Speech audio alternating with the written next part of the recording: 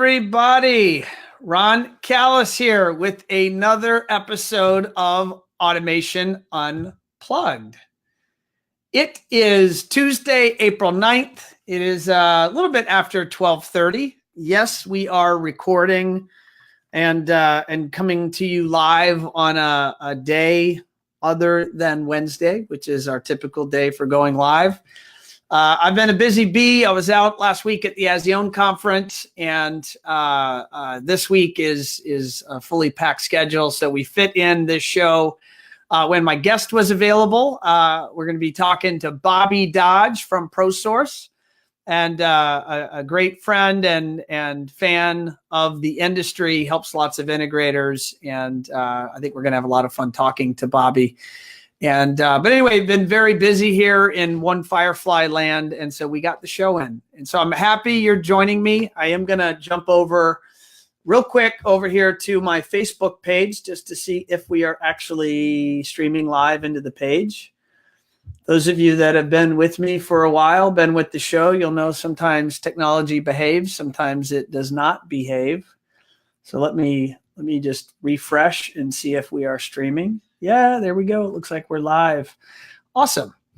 What I am going to show you, which is kind of cool, before we jump in with Bobby, let me click here. Look here. So last week at the ASEAN conference, I had a great time spending time with all the dealers and Richard, of course. And we actually did a fun project. We audited the 200 plus members of ASEAN for their online review profile, i.e., do they have Google reviews? If so, how many do they have? What are their grades on Google? What are the review scores on Google, on Yelp, on Home Advisor, Facebook, Houzz? And we did a quick 15-minute presentation, and I was very pleasantly surprised to see our friend Jason Knott over at CE Pro cover that presentation. And it's right here. It's up on CE Pro. So if you guys want to, I know it sounds terrible, 142 ASEAN members flunk. It's not that bad. It just means there's a lot of room for improvement. That's what I say whenever things aren't ideal. There's opportunities to improve online review profiles for the ASEAN members. And by the way, their scores are still probably better than most of the industry. But anyway, if you want to read that, check that out on CE Pro. The story, the headline is 142 ASEAN members flunk online review audits. That is a rather sensational headline. Thank you, Jason, for that. And I've already started getting some Rotten Tomatoes thrown at me via email, so we'll see how the fallout is. But it is what it is, and it was a lot of fun working on that project. So let me bring that down. Oh, no, it's not cooperating. Well, let me bring my guest, Jimmy. Bobby, I just called you Jimmy. Let me bring Bobby in. Who's Jimmy? I got ASEAN on the mind, so I'm thinking Jimmy Paschke. All right. There we go. Oh, no, my software is not cooperating. Bobby, you're stuck over here in no man's land. I see. Wave your hands, Bobby. I see you down there. Yeah, I see you. You hear me? But my software is not cooperating. All right. Give me a second. All right. As I said, sometimes technology does not behave. Let me see what we're looking at online. Starting to build an audience. Hey, Chris. Watching. Hey, there we go. It worked. Ron, can you hear me? I can now. Now you're live. You're on the screen. My software had about a nice, healthy 30-second delay. So for me clicking the button, it took a little while for you to jump on the screen. Ron, who won that? Who won that contest last week? For the online voice? Was it Paul Bachner? When you're saying who won, who had the best report card? Who had the best report card? Well, in that CE Pro story, so of those, I may be doing myself. Let's see if technology behaves. I'm going to put this on the screen with us. There it is. All right, let's see here. Well, there's a way we can do it where. Oh, I'm struggling. Anyway, you can see it there. If we scroll down, Jason actually published of those attending Azion members, right down here, Residential Systems, Haas Entertainment, DeBoard Electronics, Play and Gourmet, Atlantic Security, and Custom Audio. Of those attending Azion members, they had the best online review profile. And so I definitely wanted to acknowledge them, and it was great to see Jason, publish that actually to the story, which is pretty cool. So, Bobby, how are you, sir? Doing great. It's finally starting to feel like spring. Winter's coming to an end. Where are you coming to us from? I'm in New Jersey, about 25 miles outside of Manhattan. Ah, okay. And this is where you live? You live in New Jersey? Born and raised. Awesome. Yep. So, Mr. Bobby, some of our audience, despite you being a very well-known character in our industry, believe it or not, they may not know you. So I don't know how that's possible, but let's help them get to know you. Okay. I told you, you're going to leave this interview. You're going to be infamous for better or for worse. All right. Certainly. So currently I'm the Northeast District Manager for Prosource. I cover Boston, New England, New York Metro, the Philadelphia markets, and Washington, D.C. For anyone out there who's not part of a group that doesn't know Prosource, Prosource is the largest CE buying group in the industry by dealer count and by sales revenue. I got into the industry shortly after high school. I had a passion for car audio. I got my first car. I wanted to get a really cool system. So I was researching amps, researching speakers, head units. So I went and worked with a local hi-fi, high-performance car audio shop near my house. And as we were designing the system and building the system and installing the system, I got a chance to know and meet the guys that work there. And at the end of the day, when we were done with the system, I said, I'm looking for a job. I'd love to do this. This was actually a fun process of building this system and researching the products and getting to know the audio system. So they had offered me a job. So I took the job. I worked there for a few years. They also did home audio, but I wasn't really involved with the home audio side at the time. I was doing primarily the car audio and cell phones. I did that for a few years, and then I got close with our cell phone rep from Verizon, who would come in and visit us on a regular basis, and they had an opening at one of their corporate stores down the road. So I switched up and went into the corporate world and worked for Verizon for a little while, but I kind of got burnt out from retail and selling phones and kind of missed the audio and video. So then I went and worked for my dad's company, actually. I called him up and said, listen, I missed this. Can I come work for you? And he took me in, and I worked for him for a while. And I had a really great time working with my dad and working with the team over at his place. What is your dad's business, just for those watching that may not know your dad? So now he has a different company, but back when I first got hired with him, he had a big integration firm up in northern New Jersey called Talk of the Town. And he was a Prosource board member for a while. So I had a chance to really get to know Andy and Dave and everyone from my time attending the meetings and conventions with him.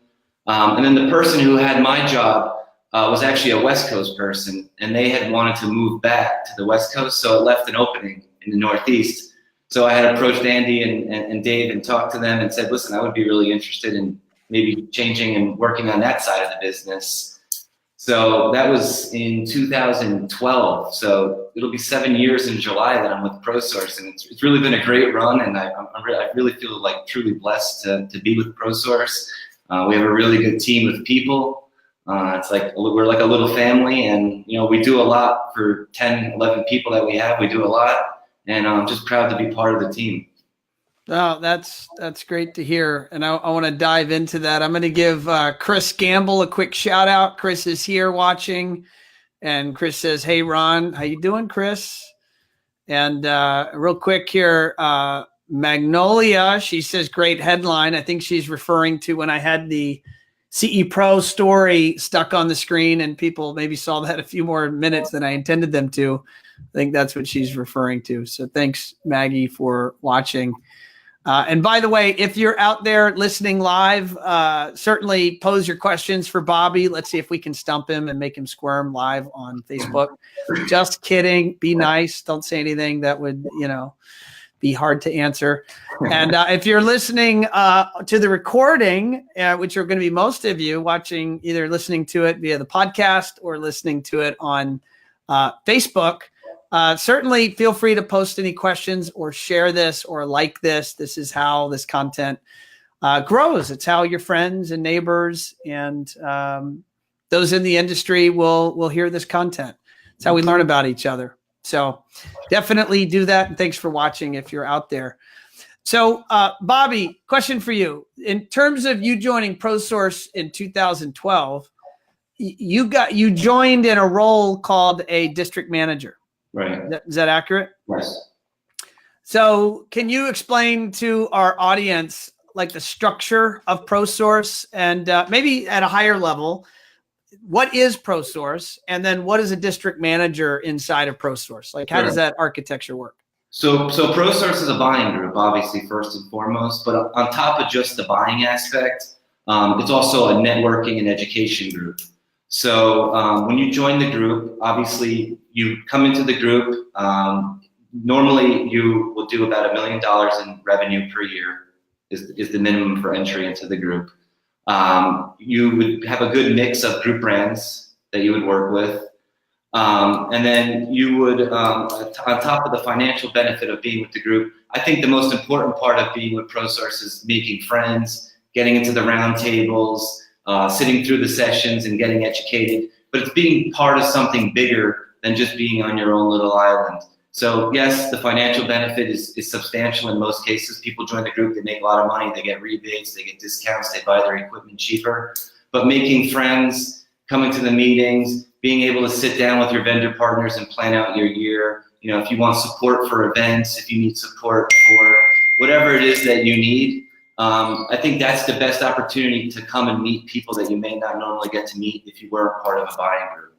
So I think anyone who's not part of a buying group, they should talk to the buying groups, talk to us, talk to our competitors, see which is the best fit for you and your company, and join a group, become a better business person, make friends, and be part of the community. And I think that's really the big advantage of being part of a buying group. Here, I'm going to attempt to throw up on the screen. I found a picture from our Facebook. There you are, looking all dapper in your suit. So this is from our One Firefly Facebook page. So I don't know, maybe I snapped that, but I don't remember. And there's one of the action shots. I think we may also have here on our Facebook page. There we are. Look at this. There we go. There's Joey. This is from the One Firefly, One Vision party that took place on Sunday night. That was fun, man. What a cool event that you threw together. It was fun. Yeah, it was good. It was good stuff. So you guys did just come out of your the Nashville event, and you have another event, another Prosource event coming up in San Antonio. I know that I'll be there. Looking forward to it. You're one of the headliners. Headliner. Watch out, people. Headlining. Can you give our audience a little bit of explanation? What was the event in Nashville and who goes to that thing? And then, looks like Kendall is watching. Look at this. Such a fun event. Hey, Bobby. Kendall saying hello. And then just real quick here, Chris says buying groups are unknown in the UK. Come and service this buoyant market. That'd be fun. I would take that district. Live over in the UK for a little while. Yeah, that wouldn't be so bad, man. Do a little bit of commuting there. But educate our audience. What's the difference of the event that happened in Nashville, and what's this thing that's going to happen in San Antonio, and who would go to either event? So the Nashville event is everyone's invited. So there's 3 membership tiers in our group. There's the CI level of dealers, which is the majority of our group. Then there's the Power CI tier, which is about 75 of our largest custom integration firms throughout the country. And then the pro level of dealers are mostly our retail and internet e-commerce dealers. And those are the largest dealers in the group. And those are some of the biggest household names in the industry are part of that pro division. So companies like Worldwide Stereo and Crutchfield would be members of that pro level of membership. So those are the 3 tiers that we have. So the Nashville event, everyone's invited to it. And that's our largest show of the year. We have a vendor expo where you're able to walk the floor, see new products, talk to the executives. We have breakout sessions. This year we had a couple really cool sessions on lighting. And it's really, you come, you network. Like I said before, you make friends with people, you get educated, and you come and see some really cool new equipment and plan out your year with your vendor partners. Then the show in San Antonio is our smaller, more intimate show. And that show is for the power and pro level dealers only. So that meeting is only probably about 100 dealers in attendance at that show, as opposed to the other show, which is about 400 dealers in attendance. So it's just a much smaller, more intimate meeting. There's going to be round tables. There'll be one-on-one meetings with the vendors. There's going to be great presentations from people like you. They're very similar, but they're different in the fact that one's larger and one's more intimate. Those really the big difference between those 2 shows. Got it. Understood. Thank you for that explanation. If anyone out there has questions about Prosource or the events, actually, let me throw up here. Just give me let me find out how to do this. Bingo. Maybe I did it. Let's see here. I want to make that screen bigger, but it's not cooperating. So anyway, so there's your website, and this is your vendor list. Is there any thing that you would want to point out for our audience as it relates to Prosource as a group and content that's on the site? So just if you're not part of a buying group, and if you scroll through this list of brands, if you're doing business with a lot of these brands, you're gonna save a lot of money when you're buying this stuff up front in most cases, and you're gonna be able to participate not only in individual rebate programs, but in group rebate programs as well. And as I said before, we're the largest as far as volume goes. Before I mentioned companies like Crutchfield and Worldwide Stereo. As a group, we're purchasing together. So when we have companies of that size in our group, we're able to achieve, really in most cases, the top targets for our dealers. So our rebate payouts in most cases we're able to hit the top tiers in most cases because we're pulling together as 600 dealers and $5.5 billion in revenue. So that's a tremendous benefit to a lot of our dealers is the rebate payouts because of the size of our group and the dealers that are in it. So if you're doing business with a lot of these brands, call us up, talk to us. We'd love to have you be part of our group. Awesome. Now, are there any particular technologies, not that I want to get you in trouble with any vendors or maybe give anyone more love than they deserve, but are there any particular vendors that you want to call out and or technologies you want to call out that particularly seem hot right now? Well, right now from what I'm hearing, there's a lot of really cool home theater projects going on out there. So I know there's been one project recently completed in New York that put out a full-scale JBL synthesis system. That system I'm going to probably go out and visit that system. I was invited to go check that out and sit through it and listen to that, so I'm looking forward to that. So home theater is popular, not just dedicated theaters, but also like those open lifestyle home theater systems where people are incorporating, large screen TVs or projection screen TVs into a room that may have like a game room, a bar, different things that are going on in the room that's not just dedicated to the home theater, but it's more of a lifestyle room. So I'm seeing a lot of that pop up. Outdoor season in the Northeast obviously is in full swing as spring's coming up. So a lot of audio video systems, a lot of TVs, a lot of outdoor systems.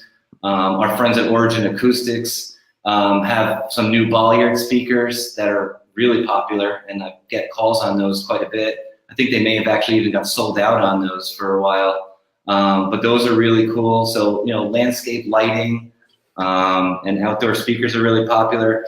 And then another trend that I'm seeing is architectural speakers, a shift towards invisible speakers. So a lot of our dealers are working with designers and architects, and no one wants to see anything. It's either going to be hidden or not be seen. So invisible speakers have become very popular as well. So that, I'm starting to see design and aesthetics taking center stage over performance in some cases. That just triggered a thought, and in the Nashville meeting, your fearless leader, Jim Ristow, was on stage. He's an overview over all of AVB, Dave Workman's head of Prosource. But Jim Ristow mentioned, and I believe the Prosource channel is going to do this, a showroom remodel program. Mm-hmm. Is that active within the Prosource space, or is that just in the BrandSource space? Or there'll be one Prosource dealer that gets part of that. That's more of a BrandSource program, but we're gonna have one dealer participate. Is that process baked yet in terms of who's going to get selected to get a store redesign, or is that still all up in the air? It's up in the air. So people will submit pictures and a form on why they should be selected for the makeover. And then, our team, Sherry, D'Antonio, Dave, Andy, Tim, Jessica, they'll all go through all that. And as a team, we'll decide on who gets selected to do the makeover. But that'll be really cool. We'll bring in a lot of our vendor partners and all of our vendor brands to do the makeover. We'll film it, we'll photograph, we'll take pictures of it. So it'll be a really cool project when it's done, and we'll get a lot of cool content out of it as well. Now, last year, and correct me if the timing's right or wrong here, I want to say in 2018, Prosource put a big emphasis on service and after-sale service. And I know that you announced programs with both One Vision and Parasol. Can you expound on that? What is that focus, and how has that been received by the marketplace? So it's been received very well. I know, talking to Joey a lot, he is bringing on and onboarding dealers all the time. I had a talk with Ted from Parasol just last week. They're onboarding people all the time. So I think people see it as a way of shoring up business, making sure they're charging the right prices. Having a team of experts be kind of an extension of your service team to help guide you in the right direction and make sure that you're doing your procedures and your service practices the correct way. I think that's the most important part of the whole thing, is having the experts be on your team. So if you have a question, how much should I charge? Am I doing this correctly? You could pick up the phone and call the people from One Vision or the people at Parasol and have experts be kind of an extension of your team. And I see that the same with marketing as well. A lot of people this year are saying that the economy may take a downturn. I haven't seen that yet. Everyone I've been talking to says business is really robust right now, and that there's projects in the pipeline. But people keep predicting that this year we'll see a downfall in business. And I think it's actually a way for people to maybe take some time and work on their business, whether that's shoring up and sharpening up your marketing game, sharpening up your service game, but taking the time to make adjustments to your business so you could, be more profitable. And when it comes to marketing, if people do see a slowdown in referrals and leads coming in, I think marketing is a perfect way to widen your net to attract more customers. So whether that's freshening up your website, making sure it's SEO configured, having videos, blogs, just making sure you're doing all the right things so when people are online looking for you, they're finding you. So that's why I always stress the importance of working with the One Firefly team to sharpen up their marketing game, because I think it's going to be really important this year. No, I appreciate that. And you've been a great supporter of marketing as a topic for integrators to think about, and certainly a great supporter of One Firefly. So that's greatly appreciated. I want to give a quick shout out to Sherry. I just had this on the screen. Sherry, what's up? Sherry's watching. See you soon, Sherry. We'll hang out in San Antonio.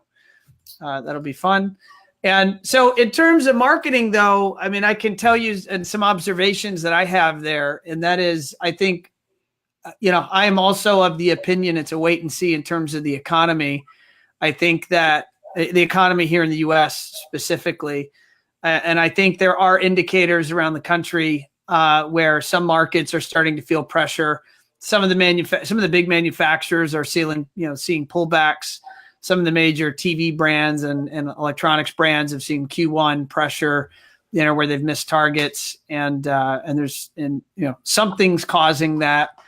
I know that we witnessed ourselves even some what I'd call some weirdness in like December, January. Although the last couple of months have been very strong for us. We're trickled down from the integrator. So if the integrator's feeling something, ultimately it lands down on us. And so one of the concerns or observations I have is that if a market's going to recede a bit, I don't have the gut feeling it's going to be a big recession, but I think it's going to recede a bit. It's likely. Either integrators should, or as small businesses, they should do more from a marketing standpoint. Mm-hmm. I think any textbook would tell you that. I would certainly say that. You're saying that. Okay. And then some integrators are likely to say, oh, things are tightening up. I'm going to start cutting budgets. Oh, I'm going to cut marketing. And I've already started seeing that.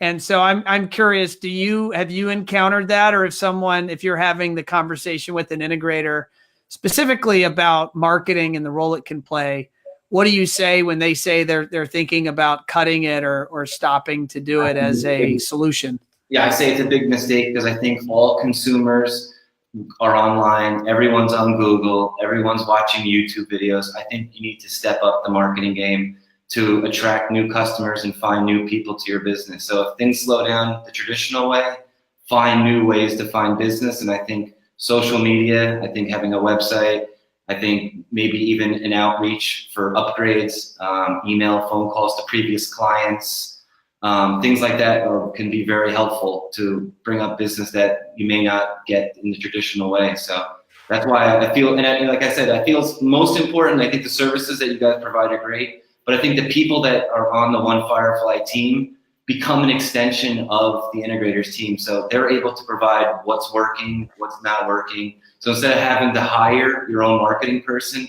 you can hire the One Firefly team to help advise you and make sure you're doing all the correct things. And I think that marketing is for sure a benefit to every company, whether it's in our industry or not in our industry. I think it's a help to everyone. We have Chris agreeing with us, Bobby. He says he just increased his 2020 budget. Now, Chris, correct me. I'm assuming you mean your 2019 budget, or are you already designing or planning your budget for, how many months out would that be? 8 months out? 8 months would be 2020. If you could clarify that for us, Chris, in the comments, that would be great. And I'll flash that up on the screen. So, Bobby, question, you're calling on, I'm going to say lots of companies, hundreds, maybe 100 plus, I'm guessing.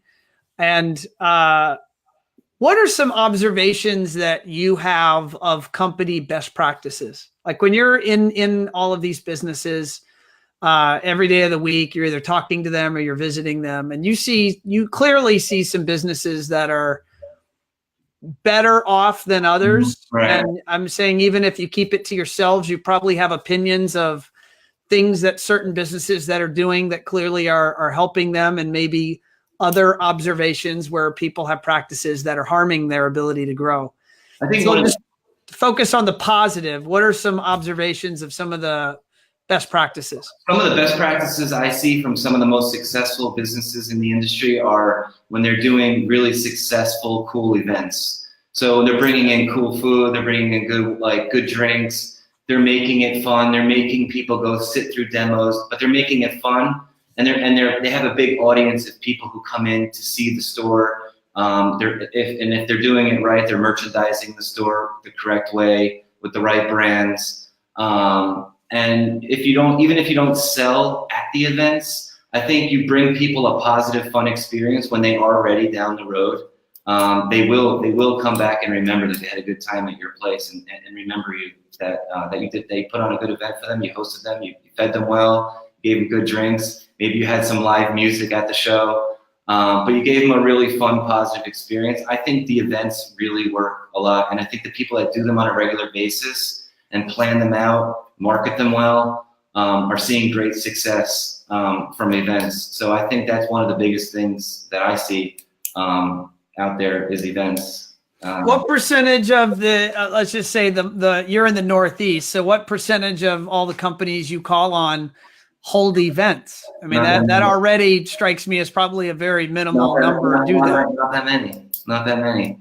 But the smart ones are doing it, and the ones that really want to increase their business and bring attention from the local community are bringing the people to their store and giving them a good experience. I'm going to be working on one shortly in the Hamptons with one of my dealers where we want to do kind of a lighting expo. We're going to invite in some of the new lighting vendors that we brought into the group and kind of do a mini expo at their showroom where they can invite their partners in, their architects, their designers, and educate them on the latest in lighting technology, whether that's circadian lighting and all the new technologies that go along with lighting, so that when these people are planning their jobs with their clients, designers, they're up to speed and they know how to talk the lighting and they know what's new in lighting. So we're going to bring in some lighting vendors to a showroom, and we're going to put on a really cool event. We're going to see how that goes, but I think that'll be. What are you going to, can you share any tips or tricks here? What are you guys going to do to get them to show up? You know, how are you going to invite them or the dealer? How are they going to invite them, and how do they have some confidence I think it's people will show up for the party? Call them up, email them, do some online invitations, do some social media on it, and just do it the old school way and just get people in and make it exciting where people want to come. And I think if you make it exciting, if you make it fun, if you make it worth their while, they're going to come. So, and I think it's just proper planning. If you plan them properly, people will show up and will come and we'll have a good time. And most will buy from you. Chris just posted that clarification. He said his 2019 budget is wrapped and spent, and clearly Chris is on the ball because he's already planning his 2020 budget. Shit, even I don't start planning my 2020 budget till September. So good for you, Chris. You're ahead of the game, man. That is impressive. And then what else does Chris say here? Chris says that he holds 12 events a year. Wow. He says, open those doors, share your knowledge, highlight your location and expertise. Yeah, sounds like. Oh, there you go. And Chris says we need to invite influencers. So you need to get people that'll get loud on social and share that out with their audiences. And that sounds like a great method here for sure. Well, Bobby, believe it or not, we have been live for a good bit. We've been live for a little bit over 30 minutes. And I'm going to wrap up. I know you're a busy man and you have places to be and things to do and stuff to sell and customers to take care of. So it's been a pleasure having you on episode 71. Thanks for having me, man. It was an honor. Automation Unplugged. An honor to be with you, man. Thank you for inviting me. I really appreciate it. Oh, it's my pleasure, Bobby. I look forward to hanging out with you and the Prosource crew here in a couple of weeks down in San Antonio. Looking forward to it. I'll see you there. All right, buddy. Sounds good. All right, folks. There you have it. That was the one and only Bobby Dodge from Prosource. I am going to share a couple other pieces of info for you. Here is our lineup for the balance of this month. There are the dates. We got Bobby. We have the gentleman from Color Beam, Mike. And then we have a very special guest at the end of the month. We have Brad Sugars. Brad Sugars runs the #1 business coaching organization in the world. And I've read most, if not all, of Brad Sugars' books. And I ran across Brad on LinkedIn. And one thing leads to another. I invited him to be on the show, and he said yes. So Brad Sugars is an internationally known and respected business coach and author, and he's going to be our guest here at the end of the month. So I'm super stoked to have all these people. And one more thing, remember, One Firefly is on Instagram. If you haven't already, go to Instagram and /One Firefly LLC. Try to post all sorts of fun stuff about One Firefly and our team and our goings on in the industry. And definitely be sure to check us out there. And lastly, if you have any questions for myself or for the team here at One Firefly, you can call us. You can also go to our website, onefirefly.com. So until next time, everyone, be well, have a great balance of your week, and I'll see you on episode 72 next week. Take care, everyone.